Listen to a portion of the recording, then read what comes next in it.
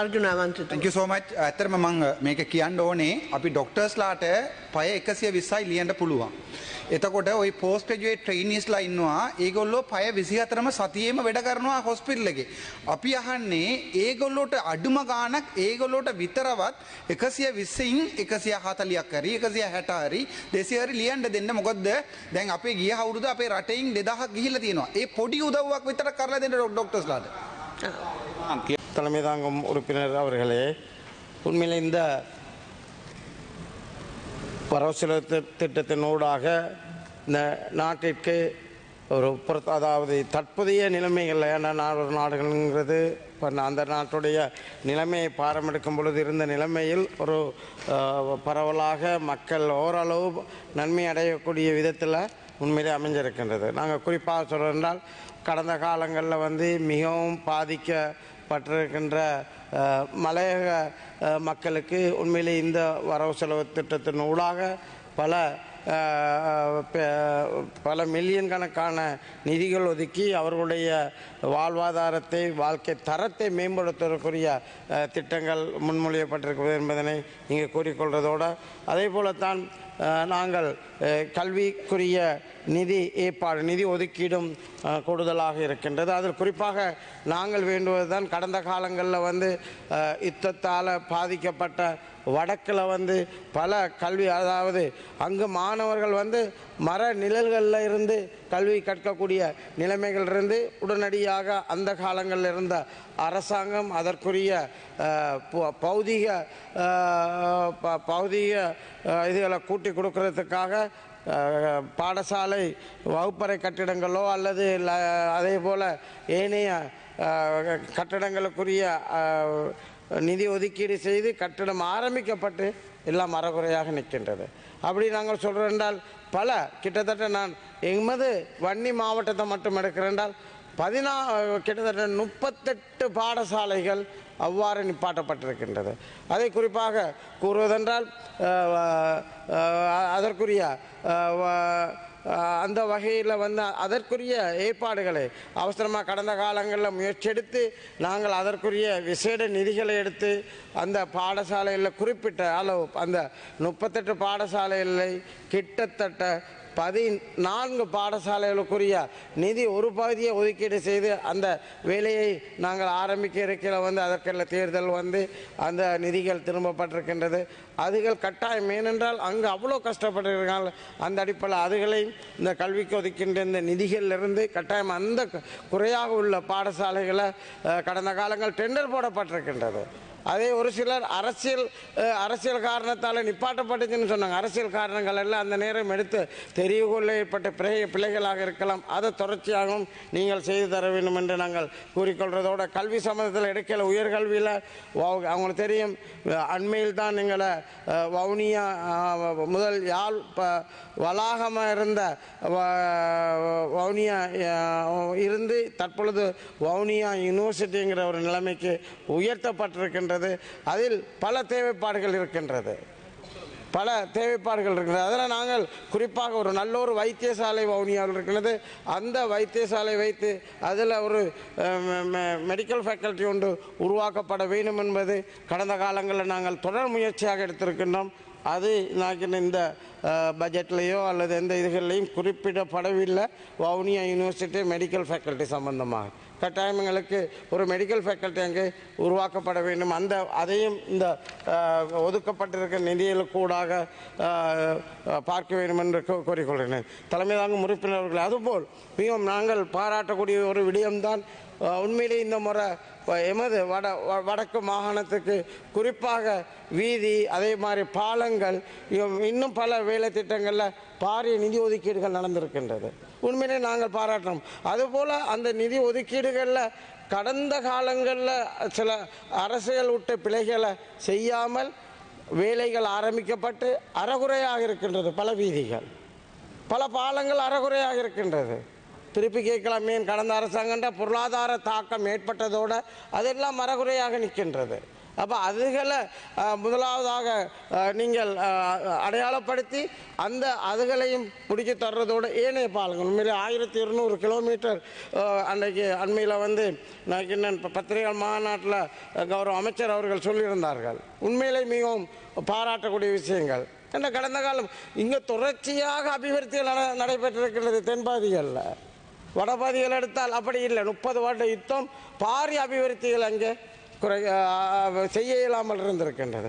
அப்போ அந்த வகையில் இந்த திட்டங்கள் கூடாக உண்மையிலே நல்ல பயன்பெறும் என்பதனை நான் இந்த இடத்துல உண்மையிலே ஜனாதிபதி அவர்களுக்கும் இந்த அரசுக்கும் நான் இந்த இடத்துல நன்றிகளை கூறிக்கொள்ள விரும்பினேன். அதே போல தான் குறிப்பாக யுத்தம் முடிவுறுந்தது 2009ஆம் ஆண்டு. இன்று வரைக்கும் மீள்குடியேற்றம் சரியாக நடைபெறவில்லை. கிட்டத்தட்ட 17,000 குடும்பங்கள் மீள்குடியேற்ற வேண்டிய நிலைமைகள் இருக்கின்றது. அந்த பகுதிகளில் இருக்கின்ற வடகிழக்கு குறிப்பாக நாங்கள் சொல்கிறோம் யுத்தத்தால் பாதிக்கப்பட்ட வடகிழக்கு மக்கள், அதே போல் அந்த எல்லை பகுதிகளில் இருந்த ஏனைய மாகாணங்களிலும் உள்ள மக்கள் இருக்கின்றார்கள்.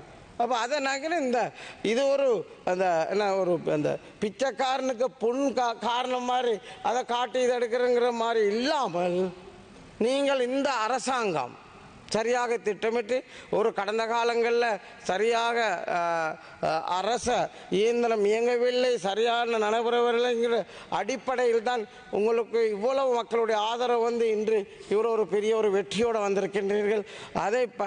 அந்த அடிப்படைகளில் நீங்கள் எவ்வளோ கிராம மட்டங்களில் உங்களுடைய அந்த அமைப்பு உறுதியாக இருக்கின்றதோ அதுகளை பயன்படுத்தி இந்த மேல் குடியேற்றங்கிற பிரச்சனைக்கு ஒரு முடிவுக்கு வாங்கள். இனிமேல் இதற்கு பிறகு இல்லை, இன்னும் 1 வருடமோ 2 வருடமோ 3 வருடத்தில் முடிக்கக்கூடிய ஒரு திட்டத்தை எடுங்கள். நீங்கள் எங்கிட்ட எல்லா பக்கமும் பிரச்சனை.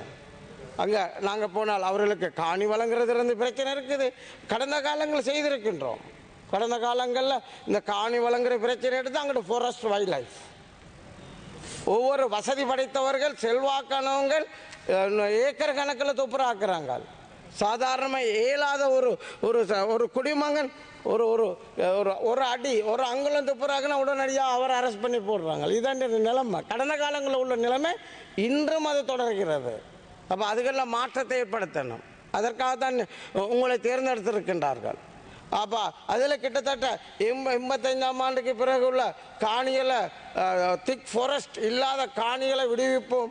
அங்கே உள்ள மக்கள் யுத்த காலங்களில் இடம்பெயர்ந்து டயஸ்போராக்கள் இன்றைக்கி அவங்கிற சொல்கிறவங்க வந்து வெளிகளில் நல்ல நிலைமையில் இருக்கின்றார்கள். அவர்கள் எமது நாட்டுக்கு வந்து முதலீடு செய்வதற்கு ரெடியாக இருக்கின்றார்கள். ஆனால் அதற்குரிய ஒழுங்குகள் கடந்த காலங்களும் செய்துபடவில்லை. இப்பொழுதும் இதுவரைக்கும் சரியாக அது செய்கிறதாக தெரியவில்லை. அதுகளை செய்ய வேண்டும் என்பதுதான் எங்களுடைய இந்த வகைகளில் ஒதுக்கின்ற இந்த நல்ல நிதி ஏற்பாடுகள் வடக்குக்கு ஒதுக்கப்பட்டுக்கிறத வச்சு கட்டாயம் அதுகளை செய்து இந்த மீள்குடியேற்றத்தை பூரணமாக நிவர்த்தி செய்தாங்க. அவர்களுக்கு கொடுக்கக்கூடிய யுத்தத்தால் பாதிக்கப்பட்ட அவர்களுக்கு கொடுக்கக்கூடிய வீடுகள் இப்போ அதாவது வீதிகள் 1200 கிலோமீட்டருங்கிறது. அப்போ அதுகளில் அந்த உட்கட்டமைப்பு அநேகமாக வந்துடும். ஆனால் அன்று அவர்கள் அந்த இடம்பெயர்வு தான் இன்றைக்கு ஃபாரஸ்ட் பிரச்சனையாக இருக்கின்றது. அந்த அடிப்படைகளில் அந்த இடம்பெயர்வை நாங்கள் இத்தனை டைம் ஏற்பட்ட இடம்பெயர்வுகளுக்கு கொஞ்சம் மந்து சும்மா ஒரு 5-6 அடிக்கு மரங்கள் வந்ததோட ஃபாரஸ்ட்னு சொல்கிறாங்க. அப்போ இதுகளையும் வயலை பிரச்சனைங்கிறது பாரிய பிரச்சனை. எங்களோட மக்களுடைய முன்னேற்றத்தை அடியோடு இல்லாமாக்குற பிரச்சனை தான் அது. அதற்குரிய முடிவுகள் எடுக்க வேண்டும். நான் யானை வேலி அதாவது யானை வேலி போடுவதற்குரிய அடையாளப்படுத்துறதுக்கு போனால் அது வந்து அங்கே பிரச்சனை, ஃபாரஸ்ட் இடம்ங்கிற பிரச்சனை மக்களுடைய எவ்வளோ. அப்போ அந்த நிலைமைகளை கட்டாயம் இந்த வரவு செலவு திட்டத்துக்கூடாக ஒதுக்கப்பட்டிருக்கிறதுல பிரதானமாக செய்து தர்றது வந்து இந்த யானை வேலியை எங்களோட பாதைகளில் போட்டு அதுகளுக்குரிய ஒரு முடிவுகளை எடுத்து செய்ய வேண்டும். அந்த வகையில் அதால் ஏற்படுற அழிவுகளுக்கு பாரிய இழப்பீடுகள் வழங்குறதுங்கிறது உண்மையிலே அதுகள்லாம் நல்ல விடயம். அதே போல் அந்த பாதிப்பலை செய்து தர இந்த திட்டத்துக்கு இந்த நிதி ஏற்பாடுகளில் செய்ய வேண்டும் என்று நாங்கள் கேட்டுக்கொள்கின்றோம். அதே போல தான் நாங்கள் பாராட்டக்கூடியது ஏனைய நாடுகளில் போல ஏனைய வளர்ச்சி அடைந்த நாடுகளில் போல வளர்ச்சி அடைந்து கொண்டு வர்ற நாடுகளில் போல இந்த டிஜிட்டல் பொருளாதாரத்தை அபிவிருத்தி செய்கிற அந்த ஏற்பாடுகளுக்கு அடிப்படையில் வந்து நாணயத்தாள்கள் பாவனையை குறைத்து எல்லாம் டிஜிட்டல் முறைக்கு கொண்டு வர்றது உண்மையிலே பொருத்தமானது. இங்கே வந்து அது வந்து இந்த வரி ஏய்ப்பு செய்பவர்களுக்கு செய்ய முடியாத ஒரு சூழ்நிலை ஏற்படுத்துறதோட நல்ல ஒரு விடயம் என்ற அடிப்படைகளில் அந்த உண்மையில் அதுகளை நாங்கள் பாராட்டக்கூடியது தான் இருக்கின்றது. அதே போல் சிறுவர்கள் அவர்களுக்கான முன்னேற்றத்துக்குரிய நிதி ஏற்பாடுகளை உண்மையில் நாங்கள் பாராட்டக்கூடிய விடயமாக இருக்கின்றது. மற்றும் நாங்கள் சொல்வதுன்னா படித்த இளைஞர்கள் இங்கு பரீட்சையில் உயர்தர பரீட்சை சித்தி பெற்றதுக்கு பிறகு அவர்களுக்கு வெளிநாடு செல்வதற்குரிய படிப்புக்குரிய விருத்தி வேலை திட்டங்களுக்கான நிதி ஏற்பாடுகள் உண்மையிலே பாராட்டக்கூடியதாக இருக்கின்றது. அதே போல் இந்த அபிவிருத்தி திட்டங்களில் வடக்கு எமது மாகாண மாவட்டங்களுக்குரிய விளையாட்டுத்துறைக்குரிய நிதி ஏற்பாடுகள் உண்மையிலே இவ்வாறு பல எங்களை பொறுத்தளவுக்கு நல்ல விடயங்கள் பாராட்டலாம். அதே போல் இங்கு கூறுவது போல் அந்த கடந்த காலங்களில் ஏற்பட்ட பிழைகளோ தொடர் நடவடிக்கைகளால் எவ்வாறு நாடு சீரழிஞ்சதோ அந்த நிலைமைகள் வராமல் பாதுகாக்கப்படும். அபிவிருத்தி நடந்திருக்குது, எங்கேயுமே அபிவிருத்தி நடக்கலாட்டு கடந்த 75 வருடங்களாக ஒன்றுமே நடக்கலை என்று சொன்னால் அன்று சுதந்திரம் பெறையில் என்ன நிலைமை இருந்துச்சு அன்று நிலைமையில் இல்லை. இன்றைக்கு நாடு உயர்ந்திருக்குது. ஆனால் அதை கையாண்ட விதங்கள் ஏற்பட்ட பிரச்சனைகள் அந்த அடிப்படைகளில் தொடர்ச்சியாக அங்கேயும் இங்கேயும் போல்களை மாற்றிக்கிட்டு இருக்காமல் அந்த பிழைகளுக்காகத்தான் மக்கள் உங்க மேல நான் வச்ச நம்பிக்கை இந்த அரசாங்கம் மேல வச்சிருந்த நம்பிக்கை, அதே போல கௌரவ ஜனாதிபதி அன்றகுமார திசாநாயக்க தோழர் அவர்கள் மேல வச்சிருந்த அந்த நம்பிக்கை தான் இன்று உங்களுக்கு தந்திருக்கின்றது. அந்த அடிப்படையில் உண்மையிலே எங்களுக்கு தெரியுது எமது வடமாகாணத்தை பொறுத்தளவுக்கு சரியாக ஒரு அளவு பார்த்து ஆரம்பிச்சிருக்கின்றது. ஆனால் அங்கே கடந்த அவ்வளோ பொருளாதார தாக்கத்து நேரமோட ஒதுக்கப்பட்ட நிதிகள் இந்த மேல் குடியேற்றம் என்று சொன்னால் அதற்கு கடந்த காலம் 2500 மில்லியன் ஒதுக்கப்பட்டிருந்துச்சு. ஆனால் இந்த முறை 1500 மில்லியன் தான் ஒதுக்கப்பட்டிருக்குது. அப்போ அவ்வளோ பொருளாதார தாக்கமான நேரத்திலே அது ஒதுக்கப்பட்டிருக்குது. அதால் அதுக்கும் காணாது. இந்த முறை நாங்கள் நினைத்திருந்தோம் போன வகைகளில் ஜனாதிபதி அடிக்கொருக்கா யாழ்ப்பாணம் போன வகைகளில் அங்கே நடந்த கூட்டங்கள் அடிப்படையில் குறைந்தது ஒரு 5000 மில்லியனாவது எங்களுக்கு ஒதுக்கீடு செய்வார் என்ற அடிப்படையில் நம்பணும். பரவாயில்லை, இன்னும் போகலை. இந்த 1500ங்கிறத ஒரு திருத்தம் செய்து 5000 மில்லியனாக மாற்றி அதற்குரிய வீட்டு திட்டம் ஏனைய உட்கட்டமைப்பு வேலைகளுக்கு அதை மேல்குடியேற்றத்துக்காக 5000 மில்லியன் ஒதுக்கி தருமாறு கேட்டுக்கொள்வது. பிரதானமாக நாங்கள் டூரிசம் என்று சொல்கிறோம், வெளிநாட்டவர்களை கவர்னம் என்று சொல்கிறோம்.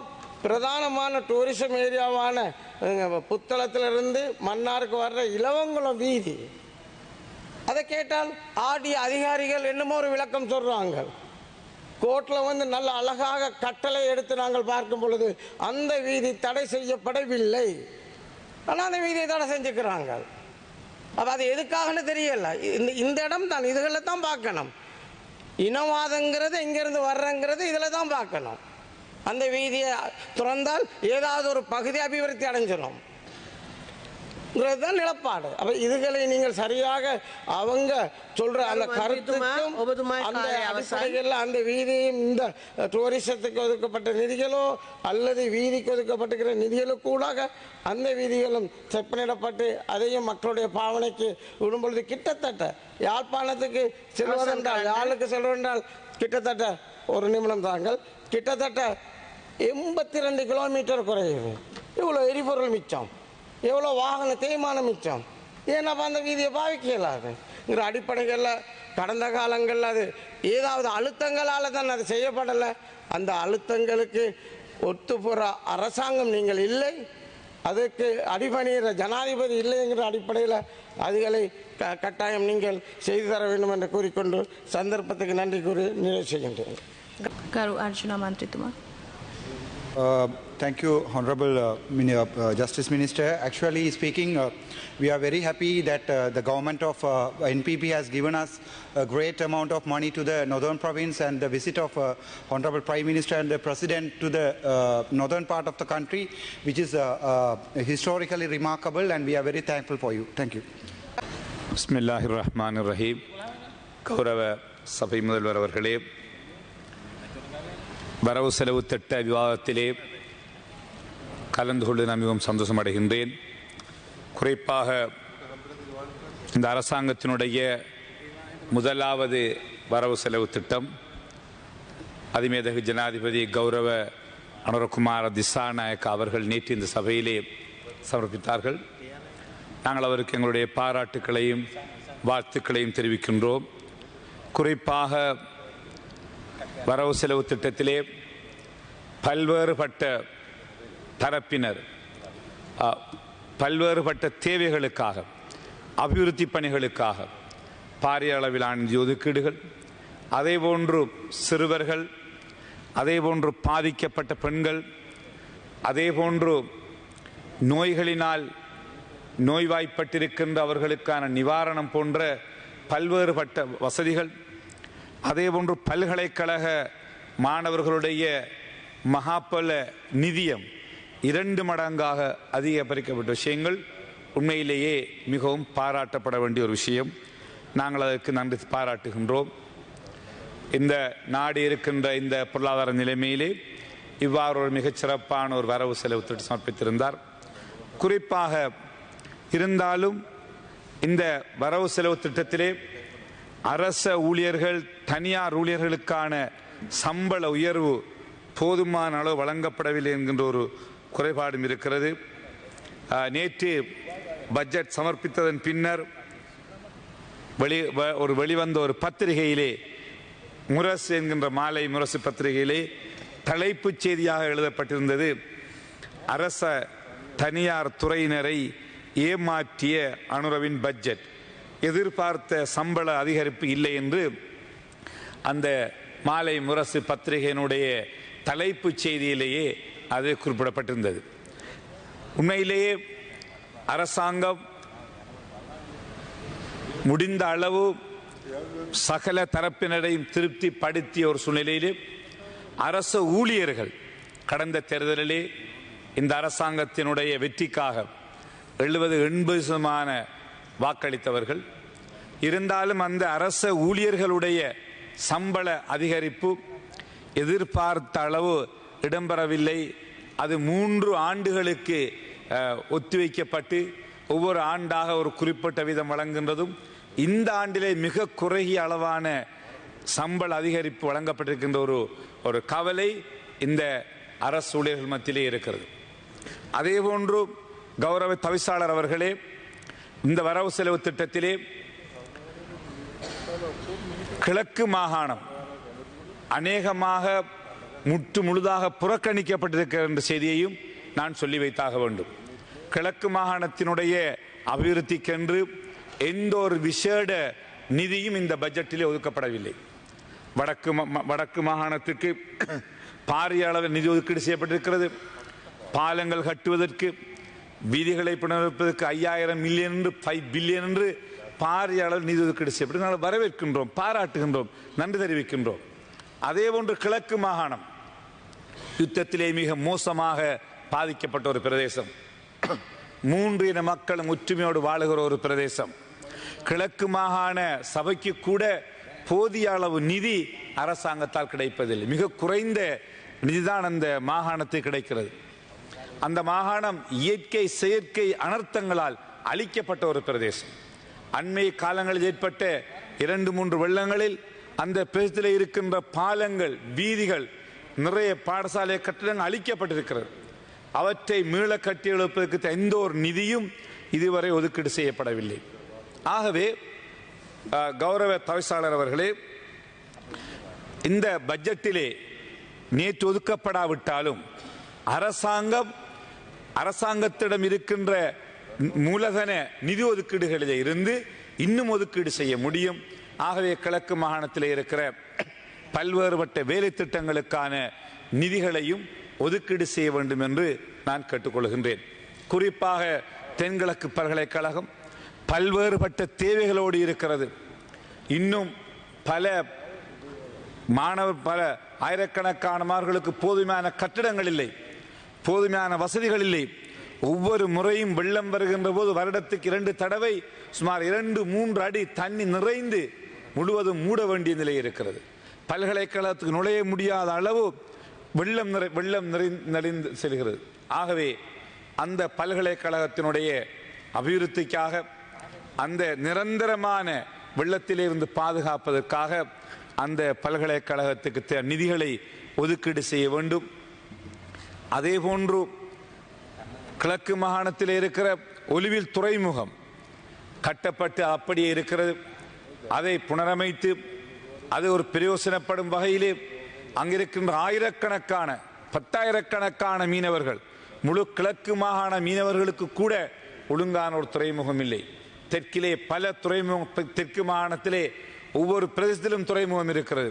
ஆனால் முழு கிழக்கு மாகாணமும் மீன்பிடி துறையிலே ஒரு முக்கியமான பொருளாதாரத்தை கொடுக்கின்ற மாகாணம். ஒரு மீன்பிடி துறைமுகம் கூட கிழக்கு மாகாணத்திலே கிடையாது. திருமலை துறைமுகம் கூட மட்டுப்படுத்தப்பட்ட அளவிலே இருக்கிறது. வாழச்சேனை துறைமுகம் மிகச்சிறிய ஒரு துறைமுகம் அல்லது. ஆகவே கிழக்கு மாகாணத்திலே உருவாக்கப்பட்ட அந்த துறைமுகத்தை கட்டியெழுப்பி அதுக்கு தேவையான வசதிகளை செய்து அங்கிருக்கின்ற பாதிப்புகளை சரி செய்து அதனை கட்டியெழுப்ப வேண்டிய பொறுப்பு அரசாங்கத்துக்கு இருக்கிறது.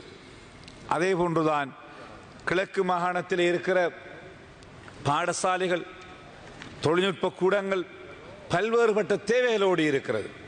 ஆகவே அதே போன்று வீதிகள், பாலங்கள் கட்டப்படாமல் உடைந்த நிலையிலே இருக்கிறது. ஆகவே இவற்றை சரி செய்வதற்கு தேவையான நிதி ஒதுக்கீடுகளை அரசாங்கம் செய்ய வேண்டும். ஆகவே அரசாங்கத்தினுடைய ஒரு கவனம் கிழக்கு மாகாணத்தை கட்டியெழுப்பதில் இருக்க வேண்டும். கடந்த தேர்தலில் மிக அதிகமான மக்கள், மூவின மக்களும் உங்களுடைய இந்த அரசாங்கத்தினுடைய வெற்றிக்காக வாக்களித்தவர்கள். ஆகவே அரசாங்கத்தினுடைய கடமை அவற்றை செய்வதற்கு முனைவது. அந்த அடிப்படையில் உங்களுடைய கவனம் அந்த கிழக்கு மாகாணத்தை கட்டியெழுப்பதற்கு தேவையான நிதி ஒதுக்கீடுகளை நீங்கள் செய்வரும் சந்தர்ப்பத்தை சேர்த்துக்கொள்ள விரும்புகின்றோம். அதே போன்றுதான் பல நீர்ப்பாசன கால்வாய்கள், 2 குளங்களை ஒன்றிணைப்பதன் மூலம் இன்று மட்டக்களப்பு மாவட்டத்தில் ஏற்படுகிற வெள்ளம் மட்டக்களப்பு மாவட்டத்திலே பெய்கின்ற மழைகளால் அல்ல, மலையக பகுதியிலே, மத்திய மாகாணத்திலே, ஊவா மாகாணத்திலே பெய்கின்ற அவ்வளவு மழையும் கிழக்கு மாகாணத்தை நோக்கி வந்து மட்டக்களப்பு ஆறிலே விழுவதால் மட்டக்களப்பு வாவி நிறைந்து அந்த பிரதேசம் முழுவதும் தண்ணி காடாக மாறி மக்கள் வெளியேறுகிறார்கள், வீடுகள் பாதிக்கப்படுகிறது. ஆகவே இவற்றை தடுப்பதற்கான பல பெரிய பாரிய குளங்களை, மட்டக்களப்பில் இருக்கிற குளங்களை ஒன்று சேர்த்து அதனை ஊடாக ஆயிரக்கணக்கான ஏக்கர்களை விவசாயம் செய்யக்கூடிய ஒரு சூழ்நிலையும் இருக்கிறது. அந்த தண்ணீரை சேமித்து வைக்க முடியும். அதற்கான பல திட்டங்கள் நீர்ப்பாசன திணைக்களத்திடத்திலே இருக்கிறது. அது தொடர்பான ஆய்வுகள் மேற்கொள்ளப்பட்டிருக்கிறது. உலக வங்கி, ஆசிய அபிவிருத்தி வங்கியின் உதவியுடன், உலக உணவு திட்டத்தின் உதவியுடன் ஏற்கனவே பல திட்டங்கள் தயாரிக்கப்பட்டிருக்கிறது. ஆகவே கௌரவ தவிசாளர் அவர்களே, இந்த இவ்வாறான வேலை திட்டங்களினால் கிழக்கு மாகாணம் என்பது உங்களுக்கு அதிக கூடிய அதி உச்சபட்ச நெல்லை அந்த நாட்டுக்கு அரிசியை கொடுக்கின்ற மாகாணம், ஆகக்கூடிய மீன்பிடி துறையிலே ஒரு முன்னேற்றமான மாகாணம். ஆகவே இந்த சூழ்நிலைகளிலே இந்த மாகாணத்தில் இருக்கிற பிரச்சனைகளை தீர்த்து வைத்து இந்த மாகாணத்தினுடைய அபிவிருத்தி பணிகளை நிறைவு செய்ய வேண்டிய கடமை, பொறுப்பு இந்த அரசாங்கத்துக்கு இருக்கிறது. ஆகவே அந்த வகையிலே நீங்கள் முயற்சிகள் எடுக்க வேண்டும். அதே போன்று கிழக்கு மாகாணத்தில் இருக்கிற பாடசாலைகளுடைய கல்வியில் இருக்கிற இந்த நாட்டிலே மிக அடிமட்ட நிலையிலே தான் கிழக்கு மாகாணத்தினுடைய கல்வியும் இருக்கிறது. ஆகவே அதற்றை முன்னேற்றுவதற்காக ஆசிரியர் பற்றாக்குறை இருக்கிறது. எல்லா பாடசாலைகளிலுமே சில பிரதேசங்கள் தவிர அநேகமான பிரதேசங்களில் ஆசிரியர்கள் பற்றாக்குறை இருக்கிறது. ஆகவே இந்த சூழ்நிலைகளிலே இவற்றை செய்வதற்கு தேவையான அனுமதியை நீங்கள் அண்மையில் கூட கல்வி அமைச்சர் அவர்கள், எங்களுடைய கௌரவ பிரதம அமைச்சர் அனுமதி வழங்கியிருந்தார். இன்னும் அதிகமான கட்டிடங்களை நிரப்புவதற்கு தேவையான அனுமதிகளை வழங்க வேண்டும் சந்தர்ப்பத்திலே நாம் கேட்டுக்கொள்ள விரும்புகிறோம். குறிப்பாக கௌரவ நீதி அமைச்சர் அவர்களுடைய உரையை நான் கேட்டுக்கொண்டிருந்தேன். அவருடைய சிபார்சின் பேரில் சிறுவர்களை, நானும் ஒரு காலத்திலே சிறுவர் மகளிர் அபிவிருத்தி பிரதி ராஜாங்க அமைச்சராக இருந்த என்ற அடிப்படையிலே உண்மையிலே பல பிரச்சனைகளுக்கு அந்த சிறுவர்கள் முன்கொடுக்கிறார்கள். அவர்களுடைய உண்மையிலே அவர்களையும் அந்த சிறையிலே ஏதாவது சிறிய காரணங்களுக்காக இருந்தவர்களையும் பெரிய சிறை கைதிகளோடு சேர்ந்து போவதன் மூலம் அவருடைய எதிர்காலமே அப்படியே பாலடைகிறது. ஆகவே அவற்றுக்காக அந்த சிறார்களை வேறு வாகனங்களில் தனியாக நீதிமன்றத்துக்கு கொண்டு வருவதற்கு எடுத்திருக்கின்ற முயற்சியை நாங்கள் பாராட்டுகின்றோம். அதற்கு எங்களுடைய அந்த நன்றிகளை நாங்கள் தெரிவித்துக் கொள்கிறோம். ஆகவே அரசாங்கம் என்கின்ற அடிப்படையிலே இவ்வாறான பிரச்சனைகளுக்கு நீங்கள் தீர்ப்பதற்கு முன்வர வேண்டும். அதேபோன்று கௌரவ மீன்பிடித்துறை அமைச்சர்கள் இங்கே இருக்கிறார்கள். அவரும் எங்களுடைய மாகாணத்தோடு மிக நெருக்கமான ஒருவர். கிழக்கு மாகாணம் மீன்பிடித்துறையிலே ஒரு முன்னேற்றம் அடைய வேண்டிய ஒரு மாகாணம். வாழச்சேனை துறைமுகத்தை பற்றி நான் உங்களோடு பேசியிருக்கிறேன். வாழச்சேனை துறைமுகத்திலே கிட்டத்தட்ட ஒரு 200 போட்டுகளை கூட கட்ட முடியும். எந்த வசதியுமே கிடையாது அந்த துறைமுகத்திலே. வெறும் ஒரு போட்டுகளை மீன்பிடி படகுகளை கட்டுகின்ற தளம் மாத்திரம்தான். கிட்டத்தட்ட 1000க்கு மேற்பட்ட பெரிய பெரிய படகுகளை வெளியிலே கொண்டு போய் கட்டுகிறார்கள் இடமில்லாத காரணத்தினால். அதனை விஸ்தரிப்பதற்கு சுமார் கிட்டத்தட்ட 800 மில்லியன் அளவிலே தான் மொத்த தேவை என்று அடையாளம் காணப்பட்டிருக்கிறது. அது கௌரவ மீன்பிடி அமைச்சர் அவர்களே, உங்களுக்கு நன்றாக தெரியும், நீங்கள் உங்களுடைய இந்த ஆட்சி காலத்திற்குள் அந்த வாழச்சேனை துறைமுகத்தை அது கட்டி எழுப்பதனூடாக கல்முனை, காத்தாங்குடி, வாழச்சேனை, ஓட்டமாவடி, வாகரை அந்த பிரதேச 2 மாவட்டங்களைச் சேர்ந்த மீனவர்கள் பாவிக்கின்ற ஒரு துறைமுகம். பல்வேறுபட்ட குறைகளோடு அந்த துறைமுகம் இருக்கிறது. ஆகவே நீங்கள் இந்த வாழச்சேனை துறைமுகத்தை கட்டி எழுப்பதற்கு நீங்கள் நடவடிக்கை எடுக்க வேண்டும். அதே போன்று வாழச்சேனை பேப்பர் ஃபேக்டரி ஒரு மிகப்பெரிய வரலாற்றை கொண்ட ஒரு ஃபேக்டரி, மிக பாரிய அளவிலான ஃபேக்டரி. யுத்த காலங்களால் அது மூடப்பட்டு இன்று ஒரு மிகச்சிறிய ஆகவே இந்த வாழச்சேனை கடதாசி ஆலை பேப்பர் ஃபேக்டரியை மீண்டும் முழுமையாக இயக்கி சில வெளிநாட்டு நிறுவனங்களின் ஒத்துழைப்போடு அவர்களுடைய பங்களிப்போடு அதனை அந்த துறைமுகத்தை அந்த பேப்பர் ஃபேக்டரி கடதாசி ஆலையை எங்களை கட்டியெழுப்ப முடியுமாக இருந்தால் அங்கு நிறைய பேருக்கு தொழில் வாய்ப்பு வழங்க முடியும். அதே ஒன்று இந்த நாட்டில் நமது நாட்டுக்கு தேவையான பேப்பர்ஸை அல்லது ஆக குறைந்த பத்திரிகை விஷயங்களை நாங்கள் பெற்றுக்கொள்ளக்கூடியதாக இருக்கும். அதற்காக நாங்கள் இம்போர்ட் பண்ண வேண்டிய ஒரு தேவையில்லை. ஒரு காலத்தில் இந்த நாடு முழுவதற்கும் ஒரு பொருட்களை வழங்கிய ஒரு ஃபேக்டரி அது வாழச்சேனை பேப்பர் ஃபேக்டரி. அது இன்று மிக குறைந்த அளவில் இயங்கிக் கொண்டிருக்கிறது. ஆகவே அதனை இயங்குவதற்கு கௌரவ அமைச்சர் அவர்கள் உரிய நடவடிக்கைகளை மேற்கொள்ள வேண்டும். இந்த வடகிழக்கு மாகாணம், குறிப்பாக கிழக்கு மாகாணத்திலே நிர்வாக ரீதியான பல பிரச்சனைகள் இருக்கிறது. பல பிரதேச சபைகள், பிரதேச செயலகங்கள் உருவாக்கப்பட்டும் அதற்கான பிரதேச சபைகள் இன்னும் உருவாக்கப்படும். நிர்வாக ரீதியான பிரச்சனை இன்னும் உருவாக்கப்படாமல், குறிப்பாக கோரளைப்பற்று மத்திய பிரதேச சபை, கோரளைப்பற்று தெற்கு கிரான் பிரதேச, இந்த 2 பிரதேச செயலகங்கள் உருவாக்கப்பட்டும் அதற்கான பிரதேச சபைகள் உருவாக்கப்படவில்லை. அதற்கான எல்லைகளை இன்னும் வரையறுக்கவில்லை. ஆகவே அதனூடாக அந்த மக்கள் பல்வேறுபட்ட சிரமங்களை எதிர்நோக்கிறார்கள். அதற்கான சபைகளை கொடுக்க வேண்டும் என்று ஜனாதிபதி நியமித்த பானம்பலன கமிஷன் ரிப்போர்ட்டும் சொல்லுகிறது. இருந்தாலும் இன்னும் அது நடைமுறைப்படுத்தப்படவில்லை. ஆகவே கௌரவ அமைச்சர்கள் இங்கு இருக்கிறீர்கள். கௌரவ அமைச்சர் அவர்கள் அது தொடர்பிலும் உரிய நடவடிக்கை எடுத்து நிர்வாக ரீதியாக இருக்கின்ற பிரச்சனைகளை தீர்த்து வைப்பதனூடாக இனங்களுக்கு இடையிலே இன்னும் மேலும் ஒரு ஒற்றுமையையும் பரஸ்பர ஒற்றுமை ஏற்படுத்த முடியும். குறிப்பாக கிழக்கு மாகாணம் என்பது 3 இன மக்களும் ஒற்றுமையோடு வாழுகிற ஒரு மாகாணம். 3 இன மக்களும். Honorable member, your time is up. 1 minute, madam. Honorable Minister. ஆகவே 1 minute.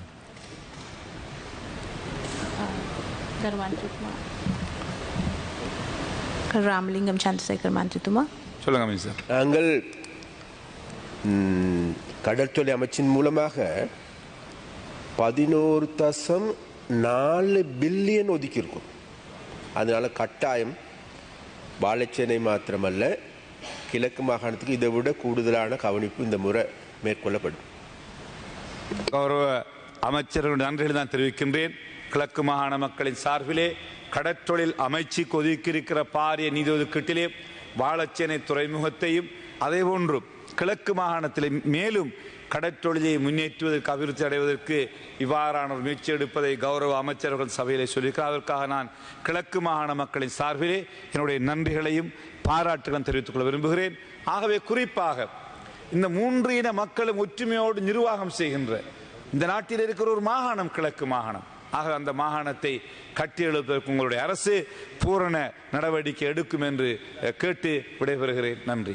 கௌரவ தலைமை தாங்கும் உறுப்பினர் அவர்களே, கனிய மணல் அகழ்வு மக்களுடைய விருப்பங்களுக்கு மாறாக செயல்படுகின்றார்கள்.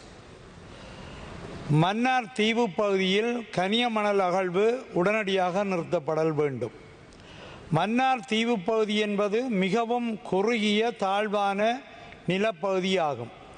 கடல் நீர்மட்டத்தில் இருந்து தாழ்வான நிலப்பகுதி என்பதனால் மழை காலத்தில் நீர் வடிந்து ஓட முடியாமல் பொதுமக்கள் தொடர்ந்தும் இடம்பெயர வேண்டிய துர்ப்பாக்கிய நிலையில் உள்ளனர். இயற்கை அனர்த்தத்தை தாங்குதிறன் கொண்டதாக தீவு பகுதியின் தரை தோற்ற அமைவிடம் இல்லை. அதனால்தான் மன்னார் தீவில் 3 மாடிகளுக்கு மேல் கட்டடம் அமைப்பதற்கு நகர அபிவிருத்தி அதிகார சபை அனுமதி வழங்குவதில்லை. ஆகவே இப்பகுதியில் கனியமணல் அகழ்வது என்பது பாரதூரமான விளைவுகளை பொதுமக்களுக்கு ஏற்படுத்தும். மத்திய சுற்றாடல் அதிகார சபையின் தலைமையின் கீழ் 23 அரச திணைக்களங்கள் மன்னார் தீவு பகுதிக்கு சென்று கள ஆய்வு மேற்கொண்டு சுற்றுச்சூழல் தாக்க மதிப்பீட்டு அறிக்கை வழங்குவதற்குரிய ஏற்பாட்டுக்கு கடந்த 2 முறை சென்ற போதும் மக்களுடைய பாரிய எதிர்ப்பு காரணமாக மேற்கொள்ள முடியாத நிலைமை காணப்பட்டது. நேற்றைய தினம் மன்னார் நீதிமன்றத்தில் போராட்டத்துக்கு எதிரான தடை உத்தரவை போலீசார் பெற்றுக்கொண்டு நாளைய தினம் அப்பகுதிக்கு கள ஆய்வை மேற்கொள்ள இருக்கின்றார்கள். இது உடனடியாக தடுத்து நிறுத்தப்பட வேண்டும். அந்த மக்களுடைய விருப்பம் இல்லாமல் தனியார் காணிகளுக்குள் அத்துமீறி உட்புகுந்து இந்த ஆய்வை மேற்கொண்டு தனியார் நிறுவனங்களுக்கு கனியமணல் அகழ்வுக்கு அனுமதி வழங்குவது என்பது அந்த மக்களுக்கு செய்யும் மிகப்பெரிய துரோகமாகும். எந்த திட்டமாக இருந்தாலும் மக்களுடைய விருப்பமின்றி செயல்படுத்த முடியாது.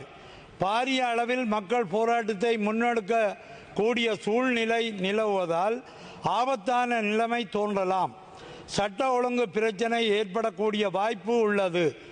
ஆகவே உடனடியாக நாளைய கள விஜயத்தை மத்திய சுற்றாடல் அதிகார சபையும் ஏனைய திணைக்களங்களும் நிறுத்த வேண்டும் என இந்த உயரிய சபையினூடாக கோரிக்கை விடுகின்றேன். அடுத்ததாக சுகாதார பகுதி பற்றி கதைக்க இருக்கின்றேன்.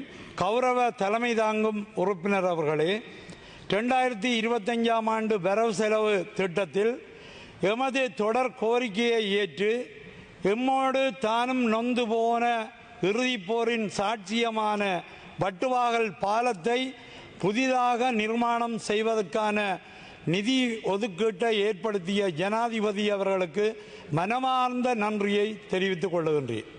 கோரிக்கை நிறைவேறிய இப்பொழுதிலே இன்னமும் நாங்கள் பல வழிகளிலும் பசித்துள்ளோம் என்பதையும் இந்த பேரவையிலே பதிவு செய்கின்றேன். நான் வன்னி தேர்தல் மாவட்டத்தை சார்பாக்கும் ஒரு பாராளுமன்ற உறுப்பினர்.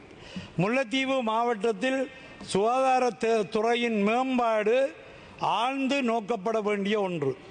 மருத்துவருக்காக காத்திருந்து அல்லல் படுகின்ற நோயாளிகள் பல பிரதேச மருத்துவமனைகளையும் நிறைக்கின்றார்கள். பல குறைகள் இன்றளவும் கொண்டதாக முல்லைத்தீவு மாவட்டத்தின் சுகாதார பகுதி காணப்படுவதை இந்த பேரவையில் தெரிவித்துக் கொள்ள விரும்புகின்றேன். எங்களது தேவையை மாவட்ட பொது மருத்துவமனைக்கான தேவையாகவும் முல்லைத்தீவு பிராந்திய சுகாதார சேவையின் தேவையாகவும் இங்கு முன்வைக்க விரும்புகின்றேன். மாவட்ட பொது மருத்துவமனை சார்பான தேவைகளாக ஒன்று நிரந்தர மருத்துவ விடுதிக்கான தேவை, 2 உள்ளக பயிற்சி மருத்துவர்களுக்கான தேவை என்பன முக்கியமானவை. மேலும் முல்லைத்தீவு பிராந்திய சுகாதார தேவையின் சேவையாக நோயாளர் காவு வண்டிக்கான உடனடி தேவை, சுகாதார வைத்திய அதிகாரிக்கான வாகன தேவை, ஆளணி மீளாய்வின் தேவைகள், ஆளணி வெற்றிடங்களை நிரப்புதல் உள்ளிட்ட தேவைகள் மேலும் இன்றியமையாதவையாக காணப்படுகின்றன. முல்லைத்தீவு மாவட்ட பொது மருத்துவமனையானது இம்மாவட்டத்துக்கான 3ஆம் நிலை மருத்துவ சேவைகளை வழங்கி வரும் ஒரே ஒரு மருத்துவமனையாகும். தற்போது இம்மருத்துவமனை உள்ளக பயிற்சி மருத்துவர்களை பெறுவதில் கணிசமான பல இடர்பாடுகளை எதிர்நோக்கியுள்ளது. மாவட்ட பொது மருத்துவமனை முல்லைத்தீவு தற்போதைய சவால்கள் மற்றும் முன்னேற்றத்துக்கான கோரிக்கைகள். உள்ளக பயிற்சி மருத்துவர்களுக்கான கோரிக்கை. முல்லைத்தீவு மாவட்ட பொது மருத்துவமனையானது இம்மாவட்டத்துக்கான 3ஆம் நிலை மருத்துவ சேவைகளை வழங்கி வரும் ஒரே ஒரு மருத்துவமனை ஆகும். தற்போது இம்மருத்துவமனை உள்ளக பயிற்சி மருத்துவர்களை பெறுவதில் கணிசமான பல இடர்பாடுகளை எதிர்நோக்கியுள்ளது. நாட்டின் ஏனைய மாவட்ட பொது மருத்துவமனைகளை போலல்லாது எமது மாவட்ட பொது மருத்துவமனையானது உள்ளக பயிற்சி மருத்துவர்களின் வசதிகள் அற்ற ஒன்றாகவே காணப்படுகின்ற நிலைமையானது எங்களது இயலமையை பாதிப்பதுடன் ஏனைய மருத்துவத்துறை பணியாளர்களின் பணிச்சுமையையும் அதிகரிக்கின்றது. ஒரு மருத்துவமனையில் உள்ளக பயிற்சி மருத்துவ வசதிகளை தொடங்குவதற்கு குறைந்தபட்சம் 4 சபை தராதரம் மிக்க மருத்துவ நிபுணர்கள் பணியாற்ற வேண்டும். தற்போது இம்மருத்துவமனையில் 2 அத்தகைய தராதரம் மிக்க மருத்துவ நிபுணர்கள், ஒன்று பொது மருத்துவம் மற்றது குழந்தை நல மருத்துவம் கடமையாற்றுகின்றார்கள். ஏனைய 2 மருத்துவ துறைகளுக்குமான பெண் நோயியல், மகப்பேறு மற்றும் சத்திர சிகிச்சை துறை மருத்துவ நிபுணத்துவ சேவைகள் ஏனைய மாவட்டத்தில் இருந்தே தற்காலிக அடிப்படையில் கவனிக்கப்பட வேண்டியுள்ளது. உள்ளக பயிற்சி மருத்துவர்களை கொண்டிருத்தலானது பயிற்சி வழங்கும் தன்மையை மேம்படுத்துவதுடன் நோயாளர் பராமரிப்பிலும் மேன்மையை ஏற்படுத்தும். தங்களின் அலுவலகம் மூலம் இதற்காக எடுக்கப்படக்கூடிய நடவடிக்கைகளாக நான் சுகாதார அமைச்சுக்கு வேண்டுகோள் விடுக்கின்றேன். வெகு விரைவில் உள்ளக பயிற்சியை பெறுவதற்கு தயாராக ஒரு பெரிய எண்ணிக்கையிலான மருத்துவர்களின் அணி தயாராக உள்ளது. அவர்கள் உள்ளக பயிற்சிக்காக நியமனங்களை பெறப்போகின்றனர். அண்ணளவாக 1500க்கும் அதிகமானோர். முல்லைத்தீவு மாவட்ட பொது மருத்துவமனையையும் அந்த உள்ளக மருத்துவ பயிற்சி வழங்கும் மருத்துவமனைகளின் பட்டியலில் உள்ளடக்க நடவடிக்கைகளை மேற்கொள்ளுதல். உள்ளக பயிற்சி வசதிகளை தொடங்குவதற்கு தேவையான மீதி 2 மருத்துவ துறைகளின் நிபுணர்களை பெண் நோயியல், மகப்பேறு மற்றும் சத்திர சிகிச்சை துறை நியமனம் செய்ய வேண்டும். இந்த நியமனங்களை இம்மருத்துவமனைக்கு உரிய முன்னுரிமையானது சுகாதார அமைச்சினால் வழங்கப்பட வேண்டும். நிரந்தர மருத்துவ நிபுணர்களின் சேவைகள் இம்மாவட்ட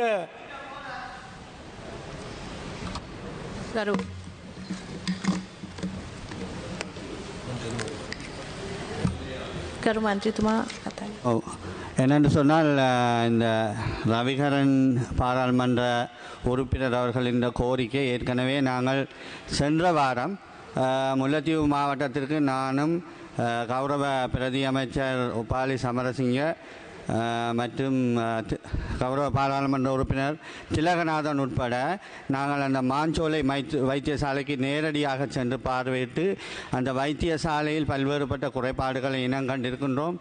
எதிர்வரும் காலங்களில் அது தொடர்பாக நாங்கள் முக்கிய கவனம் செலுத்த இருப்பதோடு தற்காலிகமாக 2 தொகுதி, கட்டிட தொகுதி, அதாவது வீட்டு தொகுதியுமாக 2 தொகுதி அவர்களுக்கு செய்து தருவதற்குரிய ஒழுங்குகளை மேற்கொண்டிருக்கின்றோம். அது தொடர்பாக அதை பெற்றுக்கொள்வதற்கு மன்னார் மாவட்ட அரசாங்க அதிபர் உதவி செய்வதாக கூறியிருக்கின்றார். எனவே நாங்கள் நிச்சயமாக எங்களுடைய சுகாதார அமைச்சரின் கவனத்திற்கு கொண்டு வந்து அந்த மாஞ்சோலை வைத்தியசாலைக்கான தேவையினை இயன்ற முறை வரையிலே நாங்கள் அதை பூர்த்தி செய்வதற்கு தீர்மானிக்க எண்ணியுள்ளோம். අවසන් කරන්න.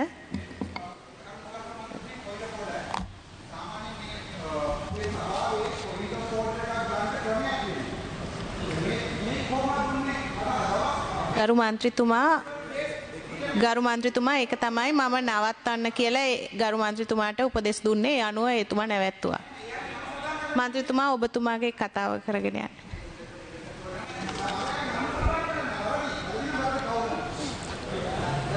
என்னுடைய நேரத்தை குறைக்க வேண்டாம் என கேட்டுக்கொள்கின்றேன். நன்றி பாராளுமன்ற உறுப்பினர் ஜெகதீஸ்வரன் அவர்களே. தாங்கள் பார்வையிட்டால் அது சரி, உரிய நடவடிக்கைகள் மேற்கொள்ளப்பட வேண்டும் என்பதுதான் எங்களுடைய கோரிக்கையும். இதை சுகாதார அமைச்சர் அவர்களிடமும் நான் இந்த கோரிக்கைகளை வலியுறுத்தி இருக்கின்றேன், அந்த கடிதங்களை கொடுத்திருக்கின்றேன். பிரதம அமைச்சரிடமும் அவருடைய அலுவலகத்துக்கு சென்று இந்த கடிதங்களை வழங்கி இருக்கின்றேன். கௌரவ பிரதி கூட்டுறவு அமைச்சர் உபாலி சமரசிங்க அவர்களிடமும் இன்று அந்த கடிதங்களை திலகநாதன் பாராளுமன்ற உறுப்பினர் ஊடாக ஒப்படைத்திருக்கின்றேன். இந்த விடயங்களை நிறைவேற்றினால் சரி என்பதோடு நான் எடுத்த கவனங்களை, அதாவது இந்த கருத்துக்களை நான் சொல்லி வைக்க விரும்புகின்றேன். தங்களுடைய அலுவலகம்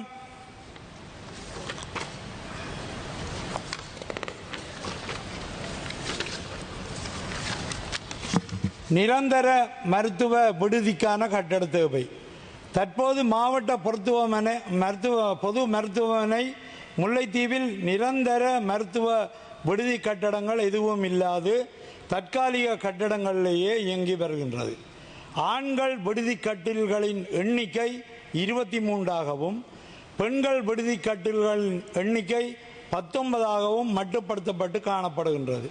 விசேட சிகிச்சை பிரிவுகளை உள்ளடக்க முடியாமையால் இந்த பிரச்சனை மேலும் தீவிர நிலையை அடைந்துள்ளது.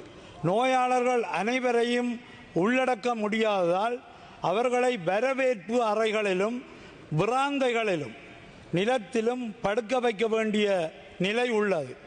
நிலப்பரப்பும் குறைவாக உள்ளதால் நோயாளர்கள் பராமரிப்பு மேலும் மோசமான நிலைக்கு செல்கின்றது. 2017-18 காலப்பகுதியில் இந்திய அரசின் உதவியுடன் மருத்துவ விடுதி கட்டடம் அமைப்பதற்கான திட்டங்கள் தொடங்கப்பட்டன. எனினும் அத்திட்ட முன்னேற்றமானது மிகவும் தேக்க நிலையை அடைந்து தற்போது 2024 இறுதியில் மண் பரிசோதனை செய்யும் அளவுக்கே முன்னேற்றம் கண்டுள்ளது. மாவட்டத்தின் தற்போதைய நெருக்கடி நிலை மற்றும் அதிகரித்து வரும் தேவைகளை கருத்தில் கொண்டு இந்த மருத்துவ விடுதி தொகுதியின் கட்டுமான திட்டத்தை மிக விரைவுபடுத்துமாறு கேட்டு நிற்கின்றோம்.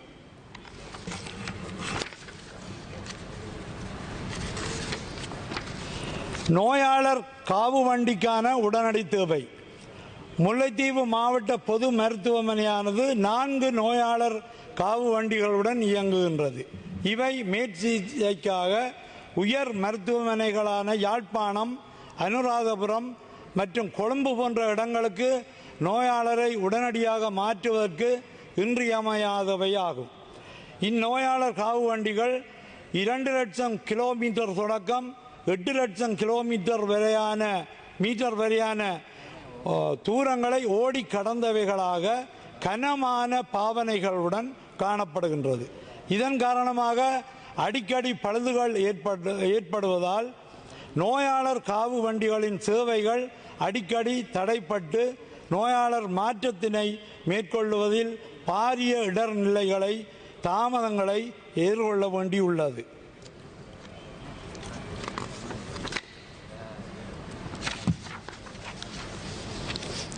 மருந்து கலவையாளர் வெற்றிடங்கள். மருந்து கலவையாளர் சுகாதார சேவையில் முக்கிய இடம் வகிக்கின்றார்கள். மருந்து வழங்கல், சத்திர சிகிச்சை பொருட்கள், மருத்துவ பொருட்கள் என்பவற்றின் பொருள் பதிவேட்டை பேணுதல், மருந்து கையிருப்பை பேணுதல், மருந்து களஞ்சியத்தை பேணல் என்பன அவர்களின் முக்கிய பணியாகும். முல்லைத்தீவு மாவட்டத்தில் மருந்து கலவையாளர் ஆளணி 34 ஆகும். ஆயினும் தற்போது உள்ள மருந்து கலவையாளர்களின் எண்ணிக்கை வெறும் 13 மட்டுமே ஆகும். 5 ஆண்டுகளுக்கு மேலாக மருந்து கலவையாளர்களுக்கான ஆட்சேர்ப்பு பயிற்சி நெறிகள் சுகாதார அமைச்சினால் மேற்கொள்ளப்படவில்லை. எமது சில மருத்துவமனைகளின் மருந்து கலவையாளர்களின் பணியானது மருத்துவ அதிகாரியின் மேற்பார்வையில் வேறு ஊழியர்களாலேயே மேற்கொள்ளப்படுகின்றது. இந்த நிலை நோயாளர் பாதுகாப்பு மற்றும் தரம் என்பவற்றில் பாரதூரமான விளைவுகளை ஏற்படுத்தும் என்பதை தெரிவித்துக் கொள்கின்றேன்.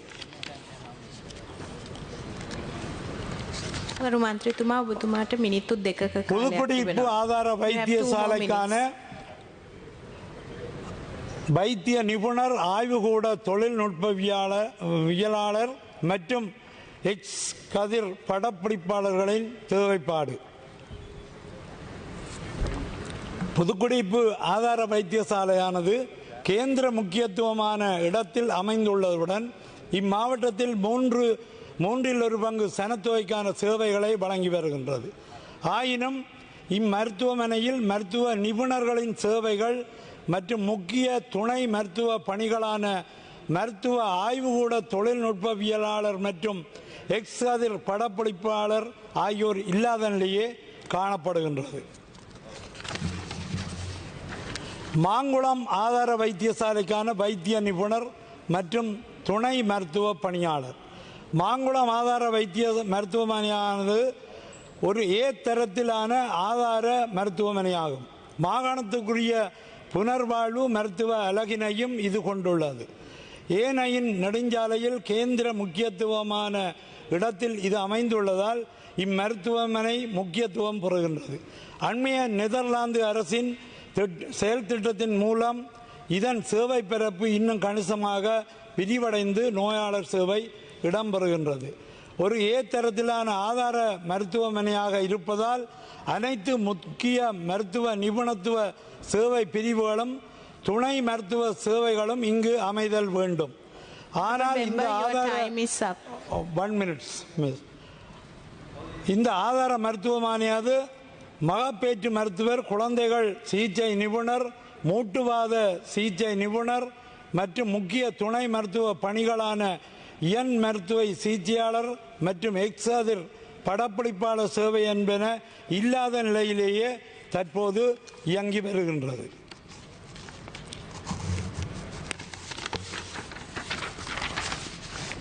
அளம்பில் பிரதேச வைத்தியசாலைக்கான நோயாளர் காவு வண்டி மற்றும் மணலாறு சுகாதார வைத்திய அதிகாரிக்கான வாகன தேவை. முடியுது. அளம்பில் பிரதேச மருத்துவமனை ஒரு நோயாளர் காவு வண்டி இல்லாமலேயே இயங்கி வருகின்றது. இது முல்லைத்தீவில் இருந்து 20 கிலோமீட்டர் தொலைவில் உள்ளது. இம்மருத்துவமனைக்கான நோயாளர் காவு வண்டி சேவைகள் இதர மருத்துவமனைகளான கொக்குளாய் பிரதேச மருத்துவமனை, சம்பத்நுவர பிரதேச மருத்துவமனை, கொக்குளாய் 22 கிலோமீட்டர் தூரம், சம்பத்நுவர பிரதேச மருத்துவமனை 35 கிலோமீட்டர் தூரம். தயவு செய்து இந்த உதவிகளை சுகாதார அமைச்சர் அவர்கள் கவனத்தில் எடுத்து நிச்சயமாக செய்ய வேண்டும். நான் இதிலே அவர்கள் செய்ய மாட்டார்கள் என்று சொல்லவில்லை. சுகாதார அமைச்சரோடு நேரடியாக கதைத்த போது நிச்சயமாக அவர் கவனம் எடுப்பதான் சொல்லியிருந்தால், திரும்பவும் சொல்லுகின்றேன், பிரதம அமைச்சருக்கும் கொப்பிகள் கொடுத்துள்ளேன். எங்களுடைய மாவட்ட அபிவிருத்தி குழு தலைவர் கூட்டுறவு பிரதி அமைச்சர் உபாலி சமரசிங்க அவர்களுக்கும் கொடுத்துள்ளேன். தயவு செய்து இந்த உதவிகளை செய்து முல்லைத்தீவு மாவட்டத்தின் வைத்திய சேவையை சீராக செய்யும் வண்ணம் கேட்டுக்கொள்கிறேன். நான் இதை தமிழால் சொல்லி ஆகணும். இந்த வரவு செலவு திட்டம் கிழக்கு மாகாணத்தை முற்றுமுழுதாக கைவிட்ட ஒரு வரவு செலவு திட்டம். மக்களுக்கு குடிப்பதற்கு கூட தண்ணீர் இல்லாத நிலையில் தான் கௌரவ பாராளுமன்ற உறுப்பினர், தலைமை தாங்கும் பாராளுமன்ற உறுப்பினர்களே அங்கே இருக்கின்ற நிலைப்பாடு. இது பாரிய ஒரு பிரச்சனை. உங்கள் இந்த வரவு செலவு திட்டத்தில் மைந்த சிறிவர்தன எழுதின வரவு திட்டத்தில் அதை பற்றி ஒன்றுமே கிடையாது. எங்களை பொறுத்தவரையில் இதை நாங்கள் தூக்கி எறிய வேண்டிய ஒரு வரவு செலவு திட்டமாக தான் நிச்சயமாக காணுகிறேன். மன்னிக்க வேண்டும். நாங்கள் அந்த பிரதேசத்தில் வந்திருக்கின்றோம், எங்களை பற்றி ஒன்றுமே இல்லை. யாரோ செல்கிறார், இது என்ன பிரதேச வகையில் பார்க்க வேண்டாதாம், என்ன மடத்தனமான கதை. தேசிய வரவு செலவு திட்டத்தில் அவர்களே சொல்கின்ற மாதிரி இவ்வளவு வளங்கள் உள்ள கிழக்கு மாகாணத்தை பற்றி எங்களுக்கு ஒதுக்கப்பட வேண்டிய காசு இந்தியாவுடன் பெற்றுக்கொள்ள வேண்டும் என்று சொல்வது வெட்கம் இல்லையா உங்களுக்கு?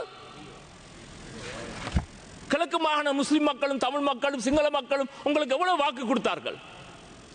எங்களை எங்க போய் யாரிடம் காசு கேட்க சொல்கிறீர்கள்? சும்மா ஒரு ஒரு ஒரு சாட்டுக்கு அந்த எக்ஸ்பெண்டிச்சர் ப்ரொபோசலில் எழுதி வச்சிருக்கிறீர்கள்.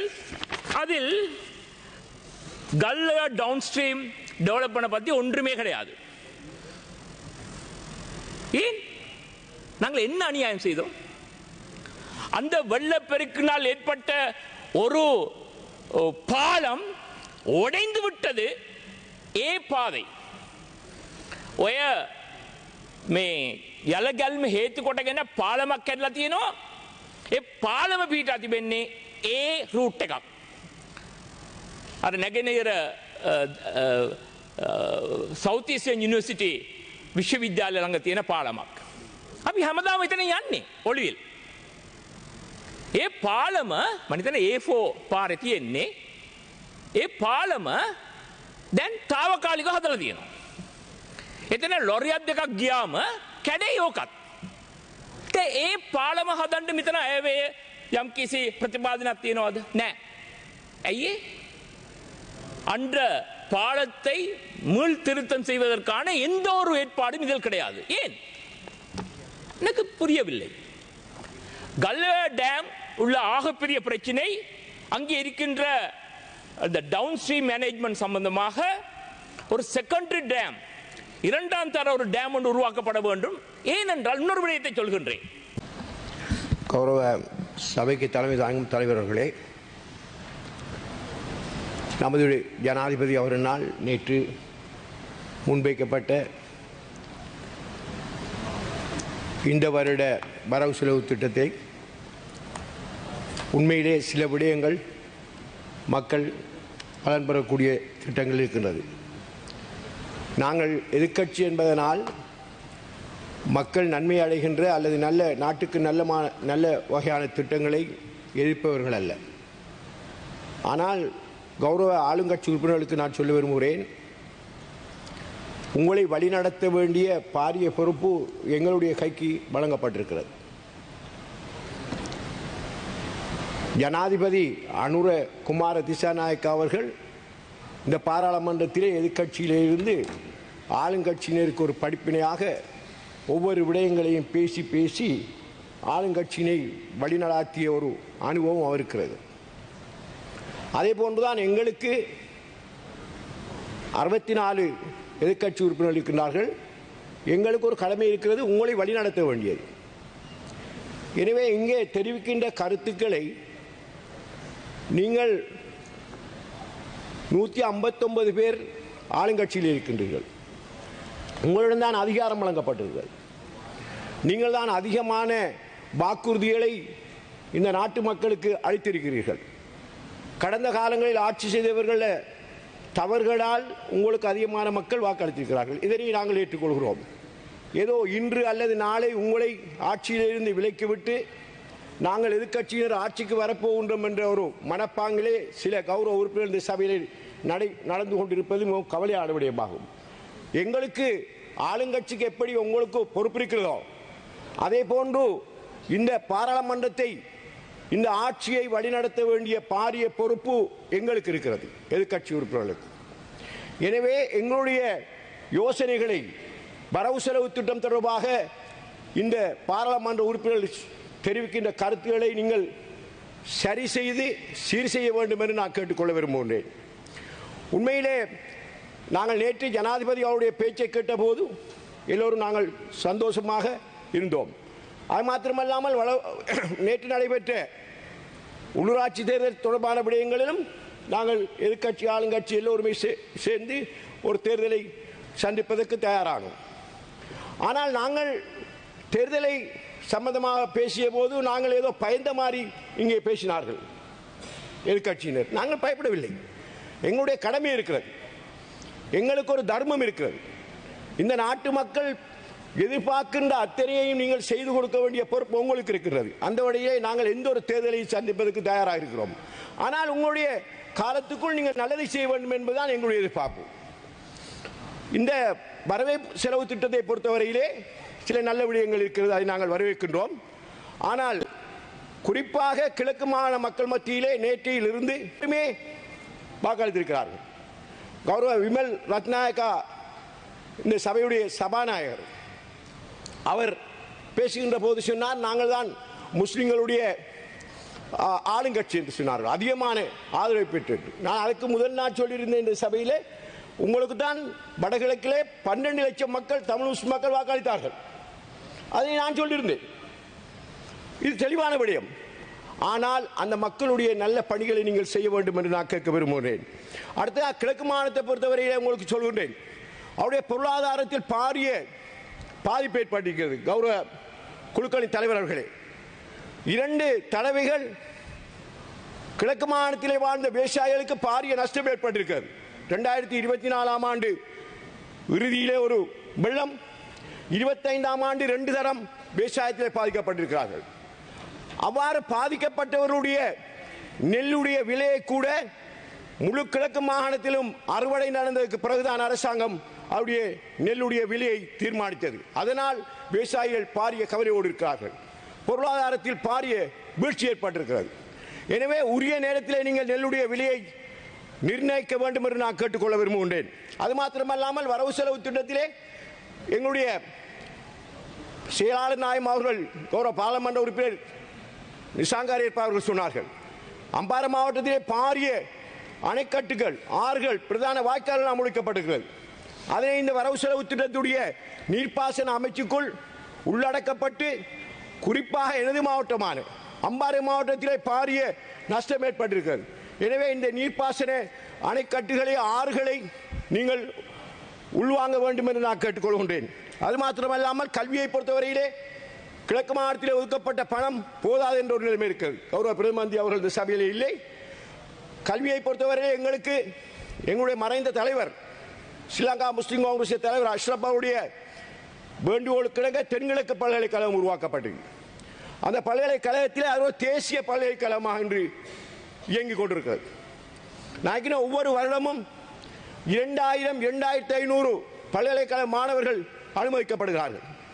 அதில் அதிகமாக சிங்கள மாணவர்கள் தான் உள்வாங்கப்படுகிறார்கள். தமிழ் மொழியிலும் சிலர் அனுமதிக்கப்படுகிறார்கள். அந்த பல்கலைக்கழகத்துடைய அபிவிருத்தியை இந்த வரவு செலவு திட்டத்தில் குறிப்பிடப்படவில்லை என்பது அந்த கிழக்கு மாகாண மக்களுடைய ஒரு கவலையாக இருக்கிறது. அங்கே விஞ்ஞான பீடம் இருக்கிறது, கலை கலாசார பீடம் இருக்கிறது, அரபு கலாசார பீடம் இருக்கிறது, தொழில்நுட்ப கலாபீடம் உருவாக்கப்படுகிறது, முகாமைத்துவ பீடம் இயங்கிக் கொண்டிருக்கிறது, பொறியியல் துறை இருக்கின்றது. ஆனால் கடந்த அரசாங்கத்திலே மருத்துவ பீடம் உருவாக்குவதாக எல்லோரும் முயற்சி செய்தார்கள், பின்னர் கைவிட்டார்கள். எனவே ஒரு தேசிய பல்கலைக்கழகமாக இருக்கின்ற தென்கிழக்கு பல்கலைக்கழகத்துடைய மருத்துவ பீடத்தை ஏற்படுத்துவதற்குரிய ஏற்பாட்டை செய்ய வேண்டும் என்று நான் கௌரவ பிரதம மந்திரி அவர்களை கேட்டுக்கொள்ள விரும்புகிறேன். அது மாத்திரமல்லாமல் பொருளாதார ரீதியான நீங்கள் எந்த தீர்வை வைத்தாலும், கடந்த காலம் 30 ஆண்டு காலமாக இந்த நாட்டிலே இருந்த கொடூர யுத்தத்தை நாங்கள் கண்டிருக்கிறோம். மனிதர்கள் கொலை செய்த காட்சியை கண்டிருக்கின்றோம். இதற்கு இனப்பிரச்சனை தீர்வுக்கு நாங்கள் போக வேண்டும். அது சம்பந்தமான நடவடிக்கைகளை நீங்கள் எடுக்க வேண்டும் என்று நான் கேட்டுக்கொள்கின்றேன். புதிய அரசியல் அமைப்பை முன்வைப்போம் என்று சொல்லியிருக்கிறீர்கள், அதை முன்வைக்க வேண்டும். இந்த நாட்டிலே வாழுகின்ற சகலரும் சமாதானமாகவும் ஐக்கியமாகவும் வாழக்கூடிய ஒரு இனப்பிரச்சனைக்கு தீர்வு காண வேண்டிய பொறுப்பு உங்கள் எல்லோருக்கும் இருக்கின்றது. எனவே இந்த தென்கிழக்கு பல்கலைக்கழகத்தில் மருத்துவ பீடம் மாத்திரமல்லாமல் சட்ட பீடத்தினையும் உருவாக்குவதற்கான நடவடிக்கைகளை நீங்கள் எடுக்க வேண்டும் என்று நான் கேட்டுக்கொள்கின்றேன். உண்மையிலே சில விடயங்களை நாங்கள் பேச வேண்டும். இந்த வரவு செலவு திட்டத்தின் ஊடாக நீங்கள் பல நன்மைகளை செய்திருக்கின்றீர்கள், நாங்கள் ஏற்றுக்கொள்கின்றோம். ஆனால் இந்த கிளீன் ஸ்ரீலங்கா என்பதற்கும் ஒரு திட்டத்தை தீட்டிருக்கிறீர்கள். நான் இந்த பாராளுமன்றத்தில் இருக்கும் வரையிலே 2-3 விடயங்களை நான் பேசிக்கொண்டே இருப்பேன். கிளீன் ஸ்ரீலங்கா என்கிற அந்த திட்டத்திலே நீங்கள் இதுவரையில் ஒரு முஸ்லிம் ஒரு தமிழ் உறுப்பினர் நீங்கள் தெரிவு செய்யாமல் இருக்கிறார். கவலையான விஷயம். அதனை நீங்கள் ஏற்பாடு செய்ய வேண்டும். கௌரவ அமைச்சர் அவர்கள் இங்கே இருக்கிறீர்கள் எல்லோரும் சேர்ந்து. நாங்கள் கேட்பது தவறென்று நினைக்கக்கூடாது, இனவாதம் என்று நீங்கள் நினைக்கக்கூடாது. ஏன் கிளீன் ஸ்ரீலங்காவிலே எங்களுடைய சமூகத்தைச் சேர்ந்த 2 உறுப்பினர்கள் ஆணைக்குழு இருக்க முடியாது என்ற காரணத்தை சொல்ல வேண்டும், அல்லது இதை யாரும் இயக்குகிறார்களா என்ற விஷயத்தை இந்த சபைக்கு சொல்ல வேண்டும்.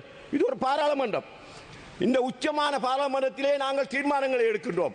நீங்கள் கடந்த காலங்களில் பாருங்கள், இந்த 225 கதிரைகள் இருக்கிறது. ஆக்கள் தான் மாறுகிறோம்.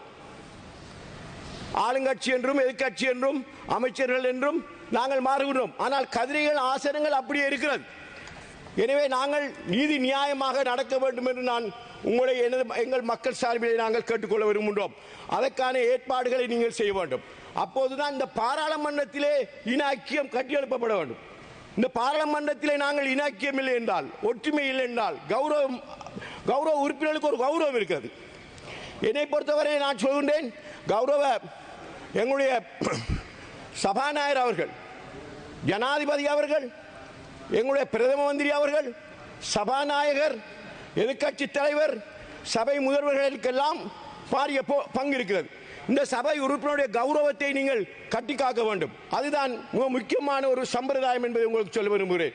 நாங்கள் பாராளுமன்ற உறுப்பினர்கள் இங்கே வந்து மக்களுடைய பிரச்சனைகளை பேசுகின்றோம். ஆனால் நீங்கள் உங்களுடைய ஒரு பார்வையிலே நாங்கள் ஒரு 5 ஆண்டு காலம் அரசாங்கத்தில் இருந்த மாதிரியும், உங்களுக்கு நாங்கள் அநியாயம் செய்த மாதிரியும் உங்களுடைய சில செயற்பாடுகள் இருக்கிறது. நாங்களும் உங்களோடு எதிர்கட்சி தான் இருந்தோம் என்பதை நீங்கள் மறந்துவிடக்கூடாது. எனவே நாங்கள் எல்லோரும் ஐக்கியப்பட்டு இந்த நாட்டுடைய நல்ல விடயங்களில் ஒத்துழைப்பட்டு செயல்படுவோம் என கூறி வாய்ப்புக்கு நன்றி கூறி விடைபெறுகிறேன். அஸ்ஸலாமு அலைக்கும்.